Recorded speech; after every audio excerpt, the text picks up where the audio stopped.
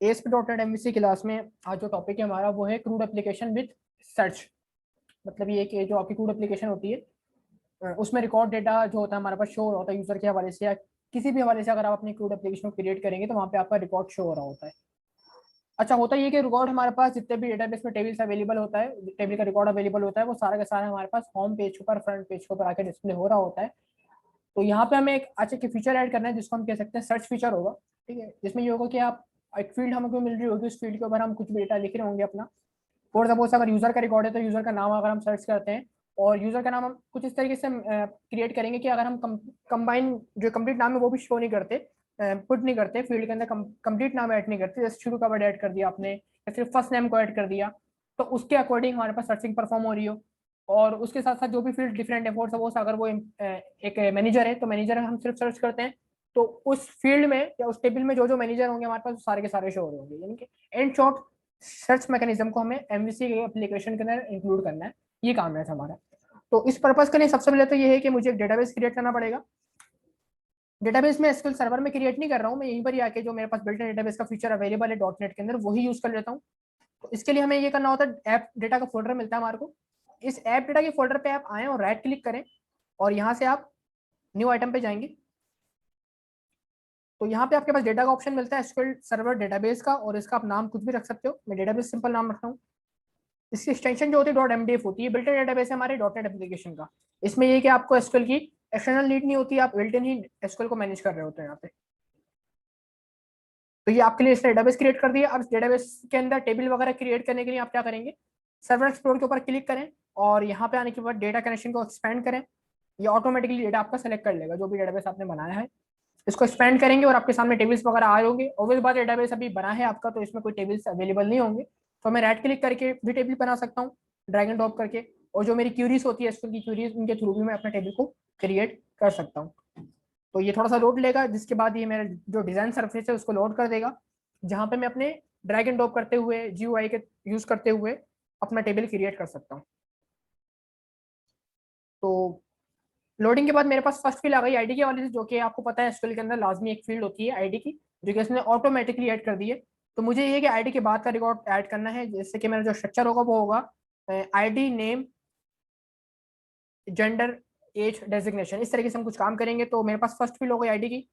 Second field हमारे पास name की है, जिसके टाइप हम रखेंगे वॉरचार।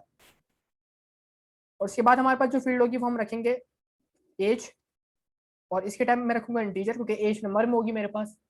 और इसके बाद हम रख रहे हैं जेंडर की फील्ड, इसको हम रखेंगे वॉरचार के अंदर क्योंकि जेंडर हमारे पास वॉरचार में होगा। और एट लास्ट में रख रहा हूँ डेजिग्नेशन, क्योंकि ये हम एज्यूम करके चल रहे हैं हमारा जो फॉर्म है वो एम्प्लॉय के हवाले से है। और डेजिग्नेशन की भी हम टाइप को वॉरचार ही डिक्लेयर कर रहे होंगे।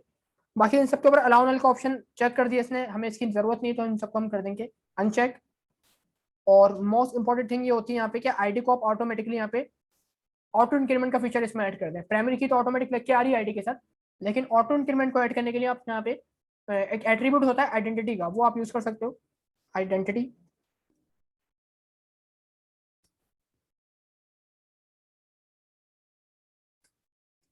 ठीक हो गया। तो आइडेंटिटी ऐड कर देंगे तो इससे ये हो जाएगा कि आपकी जो आईडी की फील्ड है उसमें डेटा ऑटोमेटिकली इंसर्ट हो रहा होगा, और प्राइमरी की से क्या हो रहा होगा, वो रिकॉर्ड ऑटोमेटिकली यूनिक भी होगा। तो यानी कि आईडी को हमने जो है ना एप्लीकेशन के ऊपर छोड़ दिया है कि हमारा सारा काम जो होगा वो नेम से शुरू होगा, नेम, एज, जेंडर और डेजिग्नेशन। डेटाबेस का जो टेबल है उसका नाम चेंज कर लेता हूँ, मैं नाम रख दूंगा इसका एम्प्लॉय। ठीक है, एम्प्लॉय का रिकॉर्ड है।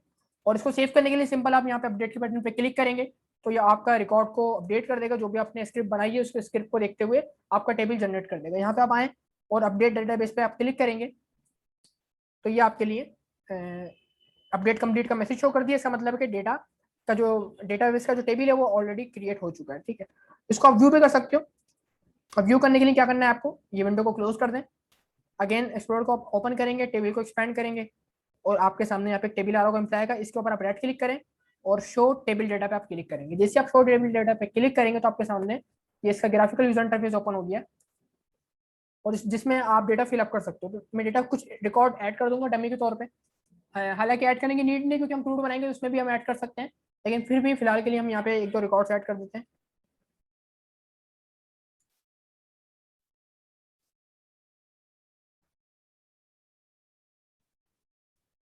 ठीक है, फर्स्ट रिकॉर्ड हमारे पास हो गया, सेकंड रिकॉर्ड भी हम ऐड कर देते हैं।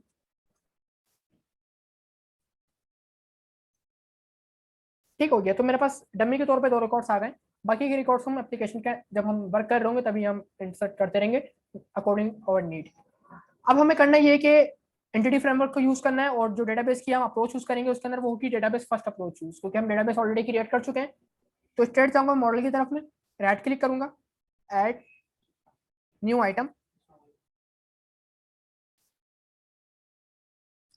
यहाँ पे आपको सिलेक्ट करना है ADO dot net entity data model, जो कि आपके लिए एंटिटी फ्रेमवर्क का जो भी फीचर होंगे वो ऐड कर देगा। मॉडल का नाम हम रख रहे हैं फिलहाल के लिए मॉडल, ऐड करते हैं इसको। और इस पॉइंट से हमसे पूछा जाएगा कि आप जो अप्रोच है कौन सी यूज करना चाह रहे हैं, तो हम डेटाबेस फर्स्ट अप्रोच यूज करना चाह रहे हैं, इसलिए मैं फर्स्ट वाले ऑप्शन की तरफ जाऊंगा। नेक्स्ट करते हैं इसको यहाँ से।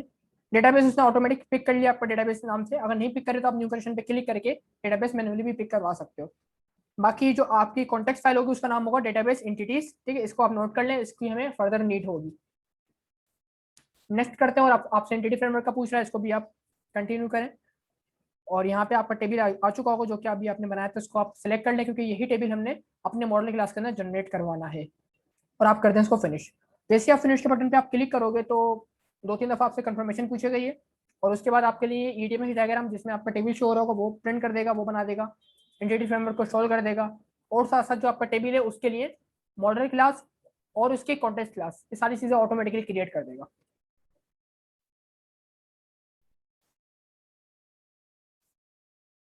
तो ये हमारे पास डायग्राम आ गई। और नोट दिस डायग्राम, हमारे पास जो इसकी जो मॉडल क्लास है वो भी अवेलेबल है एम्प्लॉय के हवाले से। ठीक हो गया। तो खैर इसमें हमें कुछ ऐसा एडिटिंग तो नहीं करनी, जो डेटा में मिल रहा है उसी को हमें आगे यूज करना है। लेकिन आगे बढ़ने से पहले एक काम ये कर दिएगा, प्रोजेक्ट पे आके इसको रिबिल्ड कर दिएगा। देखें, क्योंकि जब भी डायग्राम के अंदर आप मॉडिफिकेशन करोगे, डायग्राम को जनरेट कराओगे, तो एक दफा अपने प्रोजेक्ट को रिबिल्ड कर दिया करें। Project rebuild successful. अब आगे बढ़ते हैं, हमें चाहिए कंट्रोलर। तो इसके लिए कंट्रोलर के फोल्डर में मूव करेंगे, right click on the controller folder, add new controller.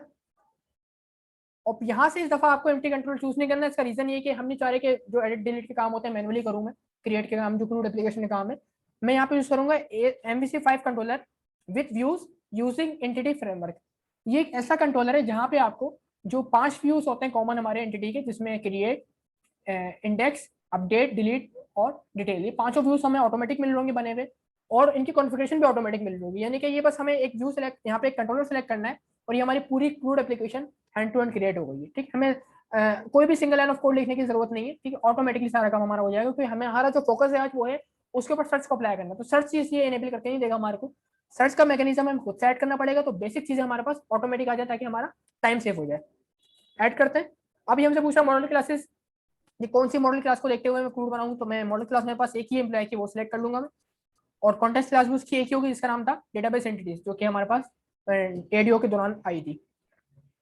अच्छा, इसका नाम जो बाय डिफॉल्ट दे रहा है ये एम्प्लॉयज कंट्रोलर दे रहा है, लेकिन मैं इसको चेंज कर दूंगा क्योंकि मुझे पता है मेरी एप्लीकेशन में जो बाय डिफॉल्ट कंट्रोलर होता है उसका नाम होता है होम कंट्रोलर। अब आप कर दें इसको ऐड, तो ये थोड़ा टाइम लेगा आपसे, और उसके बाद ये ऑटोमेटिकली आपका कंट्रोलर क्रिएट कर देगा। और नॉट जस्ट कंट्रोलर, इसके जो जितने भी व्यूज हैं, क्रिएट, अपडेट, इंसर्ट, डिलीट, जो भी व्यूज है हमारे पास, वो सारे भी इसमें ऑटोमेटिकली इम्बेड कर देगा। अच्छा, फॉर सम रीजन यहाँ पे एक एरर क्रिएट हुआ है, इसको हम चेक कर लेते हैं एरर क्यों आया है मेरे पास। तो ये आपके सामने जो रिकॉर्ड था वो अवेलेबल है, कंट्रोलर्स ने क्रिएट कर दिया है। और नॉट जस्ट कंट्रोलर्स ने, कंट्रोलर के अंदर जो बेसिक हमारे मेथड्स होते हैं, जस्ट लाइक इंडेक्स का मेथड है वो इसने क्रिएट कर दिया हमारे पास। डिटेल का मेथड इसने क्रिएट कर दिया क्योंकि हमें डिटेल की नीड होगी। उसके बाद इसने क्रिएट का मेथड क्रिएट कर दिया, क्रिएट का पोस्ट बैक रिक्वेस्ट भी और गेट बैक रिक्वेस्ट भी। और इसके अलावा इसने एडिट का मेथड क्रिएट कर दिया हमारे लिए, एडिट के भी दोनों वर्जन अवेलेबल है। और लास्ट में हमारे पास डिलीट का मेथड भी अवेलेबल है, यानी कि सारे मेथड भी क्रिएट कर दिए और व्यूज आपके सामने देखो, व्यूज भी जनरेट कर दिए। तो अगर मैं इसकी अभी इसका लुक दिखाऊं एप्लीकेशन को, तो आपके सामने पूरी क्रूड एप्लीकेशन रेडी है। ठीक है, विद फंक्शंस। ठीक है, यहाँ से आप डेटा को इंसर्ट, अपडेट, डिलीट सब कुछ कर सकते हो। अब हमें इसके अंदर फिर जो सर्च की मैकेनिज्म है वो ऐड करवाना होगा।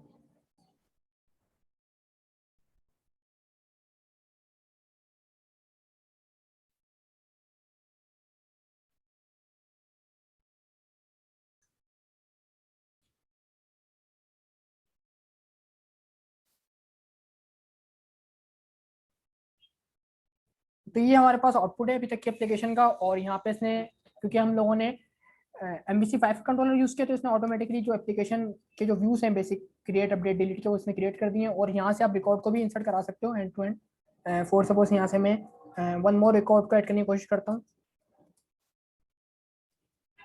और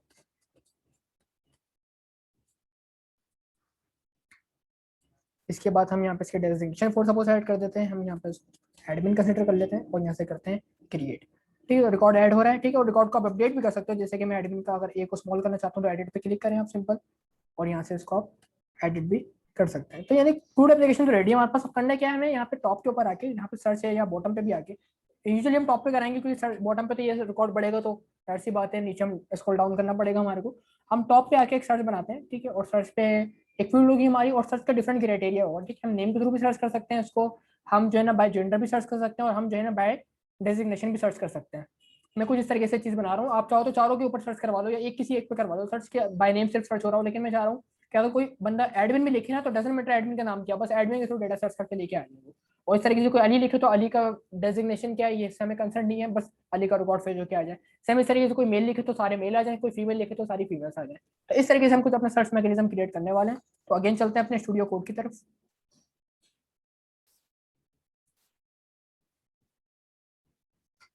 यहाँ पे आने के बाद सबसे पहले हमें जो सारा काम ये करना है सर्च का, वो हमें करना है इंडेक्स व्यू के ऊपर। तो अपने व्यू के ऊपर चलते हैं, जो हमारा इंडेक्स व्यू ऑटोमेटिक जनरेट हो गया है। ठीक है, इस व्यू के ऊपर आते हैं, और टॉप पे मैंने कहा था तो हेडिंग से जस्ट बॉटम पे आते हैं, यहाँ पे क्रिएट न्यू का जो लिंक है हमारा। ठीक है, यहाँ पे आते हैं, और इस क्रिएट न्यू के अंदर ही हम बेसिकली या क्रिएट यहाँ पे आते हैं, बिल्कुल सही है।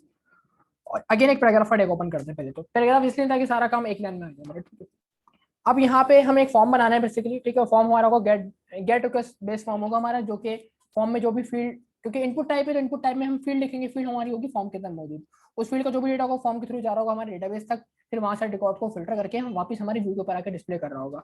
फॉर्म बनाने के लिए हम रेजर सिंटैक्स यूज करेंगे यूजिंग करके, जैसे ऑलरेडी यहाँ पे हुआ भी है, using HTML dot begin form.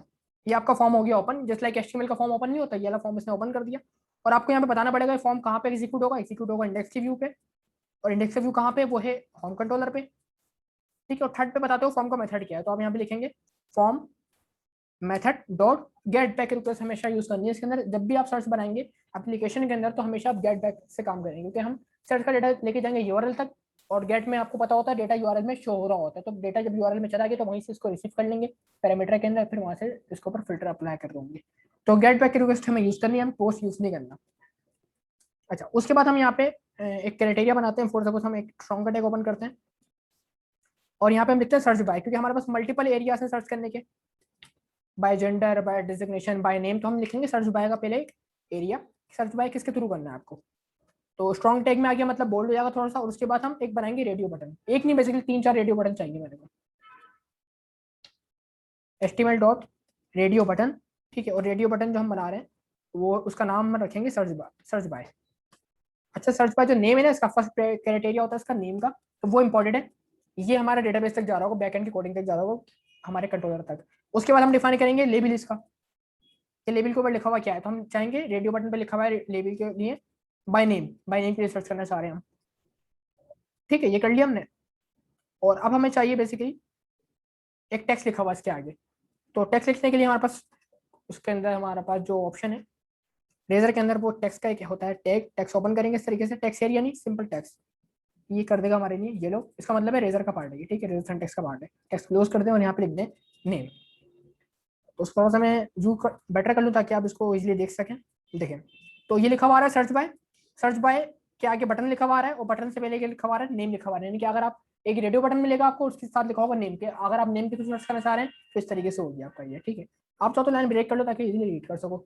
अच्छा, मुझे चाहिए मल्टीपल, सर्च बाय नेम भी चाहिए मुझे, सर्च बाय जेंडर भी चाहिए, और सर्च बाय डेजिग्नेशन भी चाहिए ना। तो मैं यहाँ पे कॉपी करता हूँ, पेस्ट करता हूँ, यहाँ पे लिखूंगा सर्च बाय जेंडर। ये सर्च बाय की वैल्यू सेम रहेगी, कांस्टेंट रहेगी सबके साथ, क्योंकि ऐसे ही होता है आप लोगों ने जब HTML के अंदर रेडियो बटन पढ़ोगे तो वहाँ पे जो नेम की वैल्यू होती है वो जेंडर होती है, मेल के लिए भी फीमेल के लिए भी। तभी ऐसा होता है कि नेम पे चेक करते हैं, फीमेल पे चेक करते हैं तो मेल अनचेक हो जाता है, और मेल पे चेक करते हो तो सेम फीमेल अनचेक हो जाता है। सेम क्राइटेरिया हम सेम लॉजिक यहाँ पे लगाने वाले हैं कि इन तीनों में से बाय नेम, बाय जेंडर या बाय डेजिग्नेशन में से किसी पे एक पे क्लिक करें तो सेकंड वाला अनचेक हो जाए। तो इसलिए हर किसी की जो वैल्यू है फर्स्ट वैल्यू हम सर्च बाय रखेंगे, सेम रखेंगे, और यहाँ पे हम कर रहे हैं बाय जेंडर,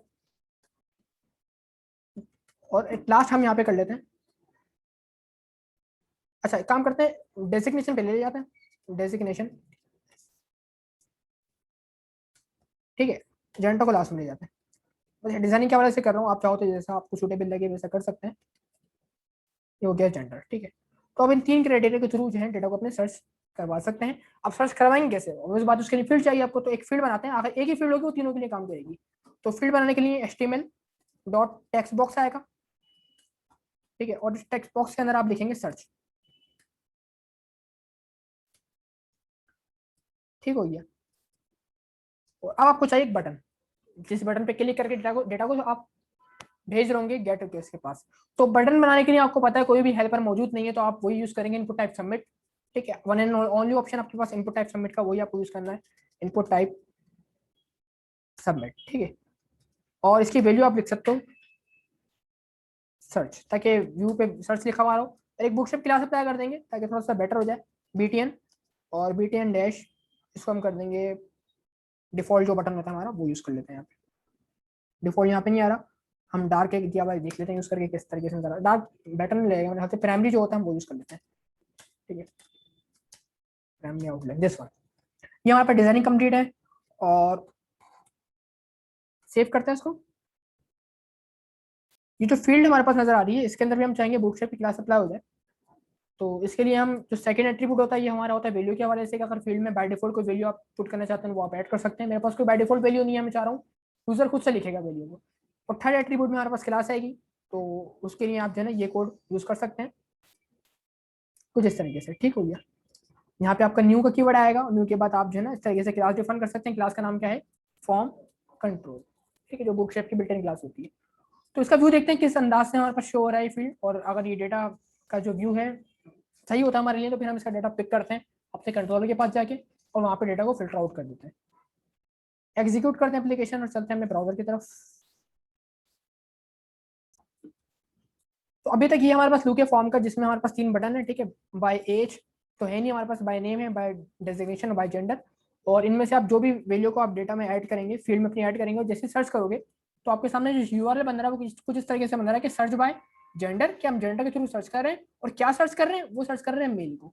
तो ये रिकॉर्ड हम लेके जाएंगे अपने कंट्रोलर तक, और इसी रिकॉर्ड की बेस के ऊपर डेटा को सर्च करवा देंगे।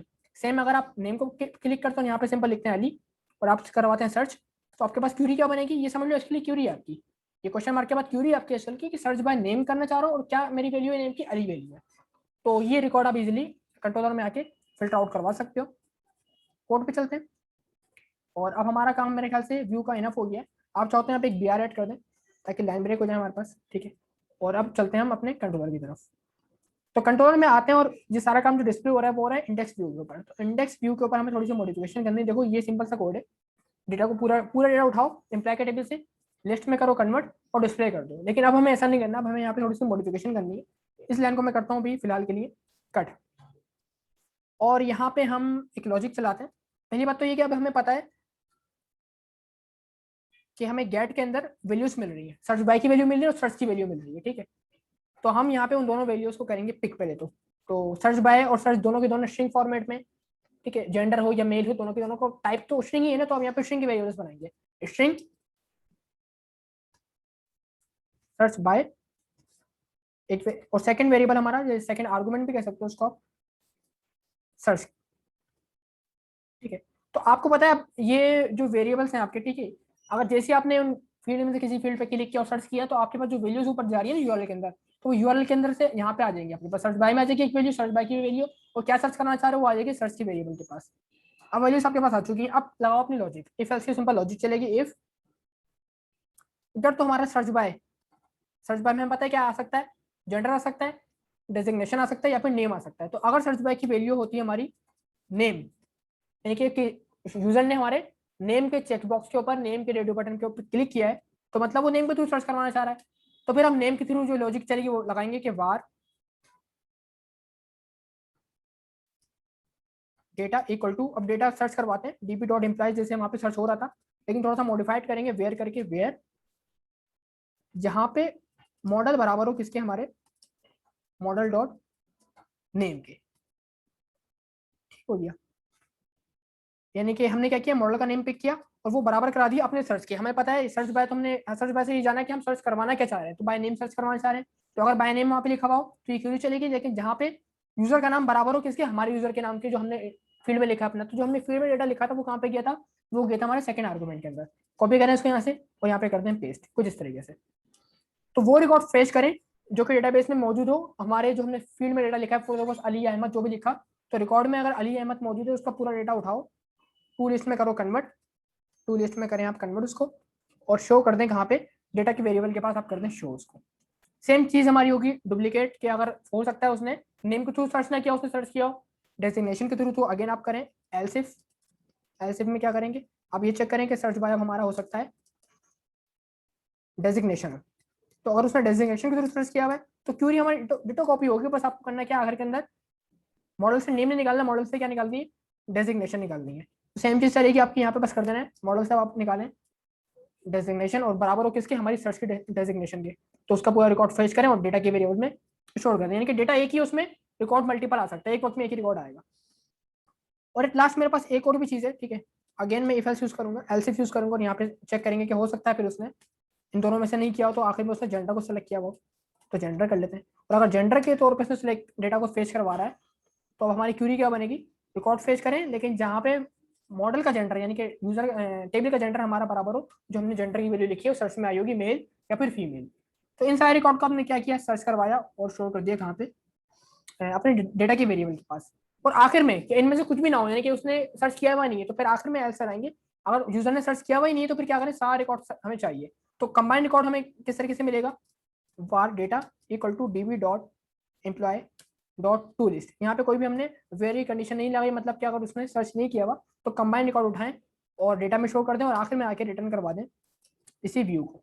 अच्छा, रिटर्न व्यू मुझे हर जगह चाहिए, तो ये डेटा जिस तरीके से मैंने कंबाइंड रिटर्न करवाया उस तरीके से जेंडर के थ्रू भी रिटर्न करवा दूंगा और डेजिग्नेशन के थ्रू भी रिटर्न हो जाएगा डेटा मेरा, और नेम के थ्रू भी डेटा मेरा रिटर्न हो जाएगा। यानी कि हर दफा कंडीशन के ऊपर जो मेरा व्यू बनेगा वो अलग अलग तरीके से डेटा लेके जा रहा होगा। अगर नेम से लेके हो तो नेम का डेटा रिटर्न हो रहा होगा, डेजिग्नेशन के लिए डेजिग्नेशन का हो रहा होगा और जेंडर के लिए जेंडर का हो रहा होगा। ये करते और आगे बढ़ने से पहले काम और करते हैं कि हम चाह रहे हैं नेम और डेजिग्नेशन में ऐसा हो कि अगर कोई पर्सन जो है यूजर का पूरा नाम ना भी लिखे, ठीक है, सिर्फ ए लिखे तो ए से शुरू होने वाले नेम आ जाए। तो उसमें थोड़ी सी मॉडिफिकेशन करेंगे यहाँ पे, वो इस तरीके से होगी कि आप डायरेक्ट जो है ना यहाँ पे इक्वल सर्च ना कराएं, ठीक है, थोड़ा सा कट करें और यहाँ पे आप करवाएं नेम डॉट स्टार्ट विथ एक फंक्शन है और यहाँ पे अपना वेरिएबल पास कर दें सर्च का वेरिएबल।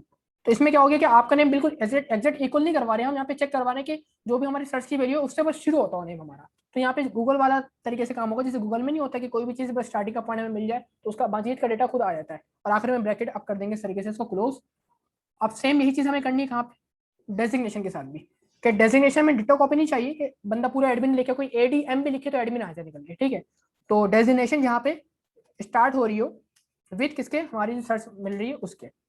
तो ये हमने दो के साथ कर लिया। बाकी जेंडर में ऐसा नहीं करना क्योंकि जेंडर में हम चाह रहे हैं एग्जैक्ट नाम लिखे, मेल और फीमेल, क्योंकि लिखने में ज्यादा टाइम लगता नहीं है।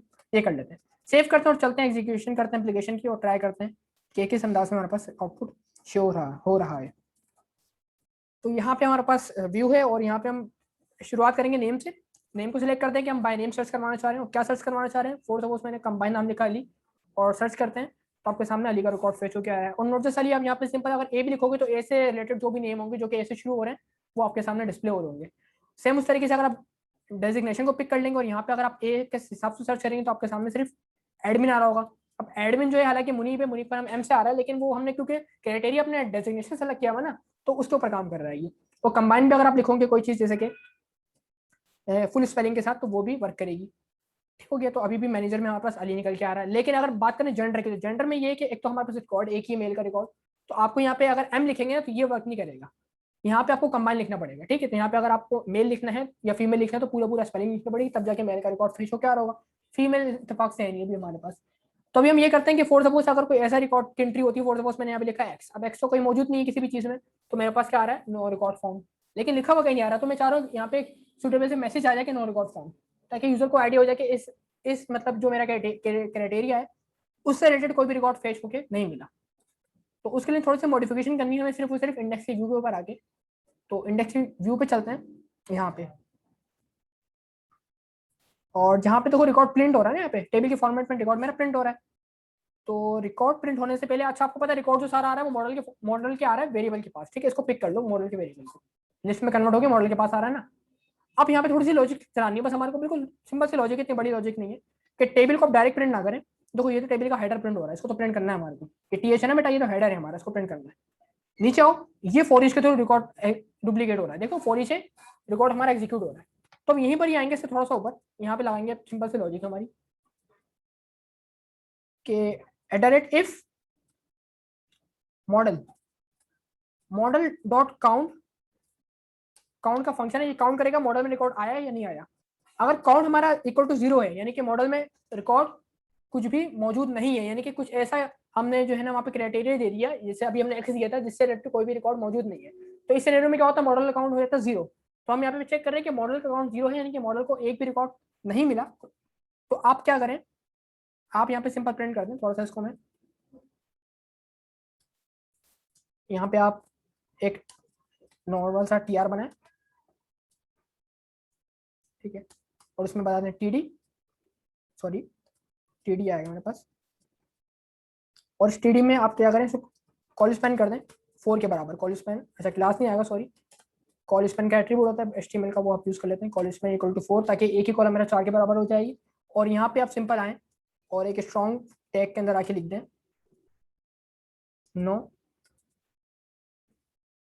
रिकॉर्ड फाउंड, ठीक है। तो इस तरीके से हमारे पास रिकॉर्ड होगी। लेकिन अगर ऐसा ना हो कि काउंटिंग में कुछ ना कुछ आ जाए, यानी कि कोई भी हमारा क्राइटेरिया मैच कर रहा हो, तो एज पार्ट इसका बनाएंगे, और एल्स पार्ट के अंदर हम पूरा का पूरा फॉर लूप अपना चला देंगे। तो ये इसमें इस तरीके से हो गया कि रिकॉर्ड अगर मौजूद है तभी हम टेबल शो करें, अदरवाइज टेबल को शो ना करें। तो एल्स पार्ट का हम ब्लॉक यहाँ से ओपन करेंगे, फिर उसमें फॉर ईच लूप ले जाएंगे अपना, और लास्ट में जहाँ पे फॉर ईच लूप हमारा बंद हो रहा है ना, बिल्कुल आखिर में आके यहाँ पे एस ब्लॉक अपना बंद कर देंगे इस तरीके से। तो ये इस तरीके से हमने थोड़ी सी लॉजिक अपनी चेंज करी कि रिकॉर्ड हमें टेबल का जब भी शो करना है जब रिकॉर्ड मौजूद हो, क्राइटेरिया हमारा ठीक हो, अदरवाइज हमें प्रिंट हो रहा मैसेज नो रिकॉर्ड फाउंड का।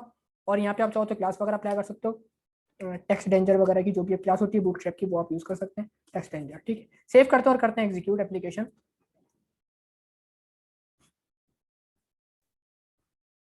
तो यहाँ पे अगर हम कोई इनवैलिड रिकॉर्ड सर्च करते हैं जो कि मौजूद नहीं है किसी भी एंट्री से, तो जैसे मैंने सर्च किया तो आपके सामने एक सिंपल सा मैसेज आ गया नो रिकॉर्ड फाउंड का। और इसके अलावा अगर कोई नॉर्मल रिकॉर्ड है आपके पास तो उसको आप सर्च करना चाहें तो वो सर्चेबल रहेगा। तो ये हम था हमारे पास से किस तरीके से क्रूड एप्लीकेशन के अंदर अपना सर्च मैकेनिज्म अप्लाई कर सकते हैं, जो कि एक सिंपलेस्ट वे से हमने देखा। इसको आप और डिफरेंट तरीकों से यूज कर सकते हो, आप ड्रॉप वगैरह यूज कर सकते हो। तो फिलहाल के लिए यहाँ पर वाइंड अप करेंगे क्लास को। It's all about CRUD application with search mechanism. That's today, see you next time.